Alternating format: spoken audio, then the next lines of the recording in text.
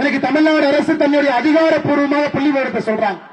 இந்த 5 ஆண்டு காலத்தில் தமிழகத்தில் பெண்களுக்கு எதிரான ஆண்களுக்கு எதிரான மொத்த கொலைகள் 8008.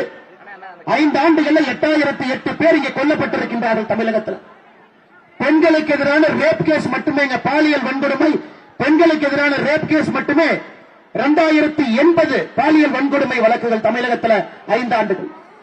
அப்ப ஒரு நாளைக்கு 1.5 வழக்கு, ஒரு நாளைக்கு 6 கொலை.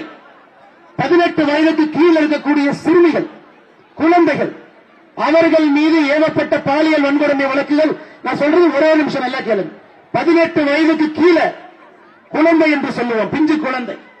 அந்த குழந்தைகளுக்கு எதிராக பாலியல் வன்கொடுமை தமிழகத்தில் 39,999.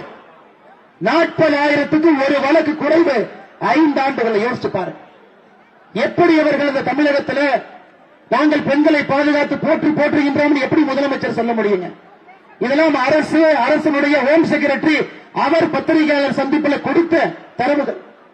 இந்தியாவில் எங்கேயும் இல்லாத அளவுக்கு தமிழகத்தில் குழந்தைகளுக்கு எதிராக பாலியல் வன்கொடுமை ஹையஸ்ட்ங்க. மூதாட்டிகளுக்கு எதிராக ஹையஸ்ட், பெண்களுக்கு எதிராக ஹையஸ்ட்.